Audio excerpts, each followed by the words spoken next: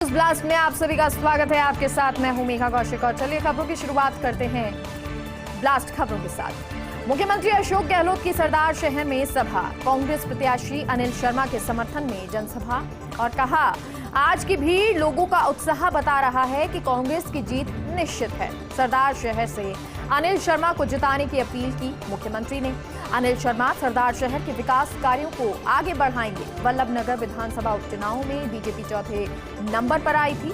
BJP के पास राजस्थान में कोई मुद्दा नहीं है और राजस्थान में कोई मुद्दा नहीं, ये बीजेपी के लिए ये बात मुख्यमंत्री अशोक गहलोत ने कही। तो वहीं राहुल गांधी की भारत जोड़ो यात्रा का पूरे देश में असर हो रहा है। आज देश में भयंकर बेरोजगारी है, देश में हिंसा और नफरत का माहौल है। देश में अमन भाईचारे को बनाए रखने के लिए राहुल गांधी यात्रा कर रहे हैं। तो मुख्यमंत्री अशोक गहलोत जिन्होंने अपने संबोधन में कई बातें कही, उन्होंने कहा कि आज की भीड़ लोगों का उत्साह बता रही है कि कांग्रेस की जीत निश्चित है। सरदार शहर से अनिल शर्मा को जिताने की अपील मुख्यमंत्री ने की। अनिल शर्मा सरदार शहर के विकास कार्यों को आगे बढ़ाएंगे। वल्लभनगर विधानसभा उपचुनाव में बीजेपी चौथे नंबर पर आई थी। बीजेपी के पास राजस्थान में कोई मुद्दा ही नहीं है। राहुल गांधी की भारत जोड़ो यात्रा का पूरे देश में असर हो रहा है। आज देश में भयंकर बेरोजगारी है, देश में हिंसा और नफरत का माहौल है। देश में अमन भाईचारे को बनाए रखने के लिए राहुल गांधी यात्रा कर रहे हैं। मुख्यमंत्री अशोक गहलोत की सरदार शहर में सभा, कांग्रेस प्रत्याशी अनिल शर्मा के समर्थन में जनसभा और कहा कि देश का लोकतंत्र खतरे में है। बीजेपी लोकतंत्र में विश्वास नहीं करती।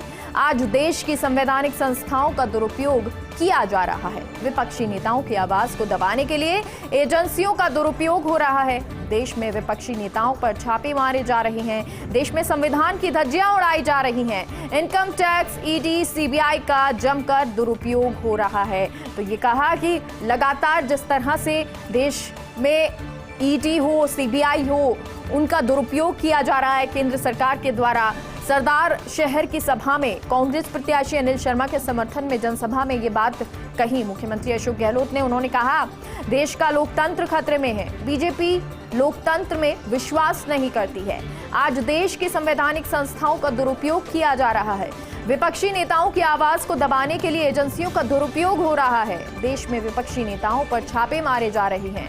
देश में संविधान की धज्जियां उड़ाई जा रही हैं। इनकम टैक्स, ईडी, सीबीआई का जमकर दुरुपयोग किया जा रहा है। सीएम गहलोत का गुजरात दौरा, 2 दिसंबर को अहमदाबाद से रवाना होकर दोपहर 1 बजे भीलोड़ा पहुंचेंगे। वहां पर जनसभा को संबोधित करके दोपहर 2:30 बजे अहमदाबाद पहुंचेंगे।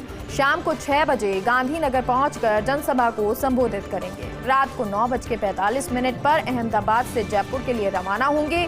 वायुयान से जयपुर के लिए रवाना होंगे और रात को 10:45 पर जयपुर पहुंचेंगे। तो मुख्यमंत्री अशोक गहलोत का गुजरात दौरा है और ये दौरा 2 दिसंबर को अहमदाबाद से रवाना होकर वो दोपहर 1 बजे भिलौड़ा पहुंचेंगे।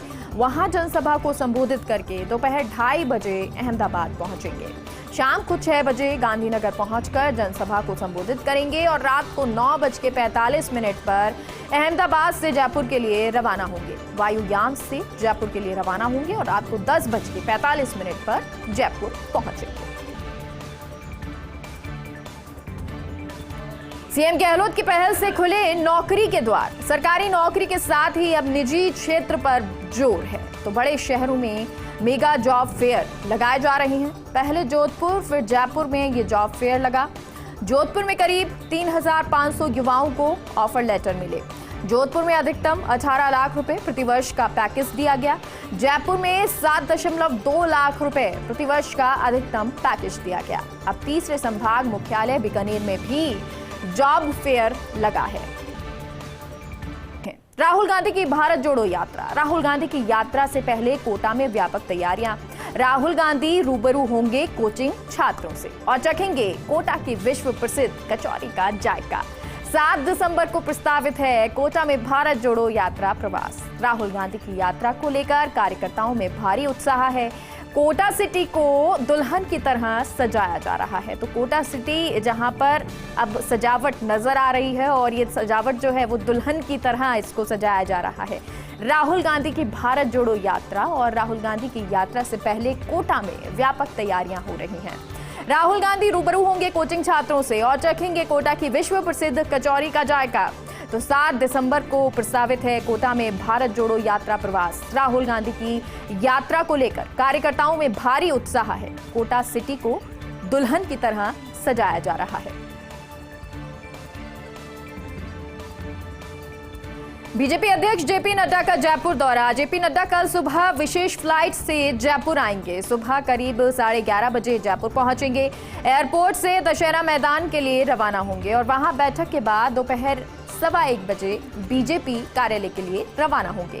दोपहर 1:30 बजे से 3 बजे तक बीजेपी कार्यालय में रहेंगे और दोपहर 3:35 पर विशेष फ्लाइट से दिल्ली के लिए रवाना हो जाएंगे। तो विशेष फ्लाइट से दिल्ली के लिए रवाना होंगे, लेकिन उससे पहले का आपको शेड्यूल बता दें। बीजेपी अध्यक्ष जेपी नड्डा का, जो कि जयपुर दौरे पर हैं, जेपी नड्डा कल सुबह विशेष फ्लाइट से जयपुर आएंगे और सुबह करीब 11:30 बजे जयपुर पहुंचेंगे। एयरपोर्ट से दशहरा मैदान के लिए वो रवाना होंगे और वहां बैठक के बाद दोपहर 1:15 बजे बीजेपी कार्यालय के लिए रवाना हो जाएंगे।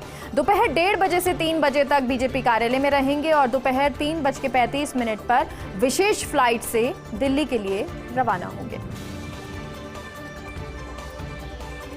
राजस्थान लोक सेवा आयोग से जुड़ी हुई खबर है। अगले महीने पूरा हो रहा एक और सदस्य का कार्यकाल और इसके बाद आरपीएससी में 3 सदस्यों के पद रिक्त हो जाएंगे। डॉक्टर शिव सिंह राठौड़, रामूराम रायका पूर्व में सेवानिवृत्त हो चुके हैं। वहीं दिसंबर में राजकुमारी गुर्जर भी सेवानिवृत्त हो जाएंगी। अब इसको लेकर जयपुर में कई दावेदारों ने लॉबिंग शुरू कर दी है। आरपीएससी सदस्य को लेकर कई लोगों के नाम जो हैं वो चर्चाओं में हैं। तो कई बड़े जो नाम हैं वो अब चर्चाओं में हैं।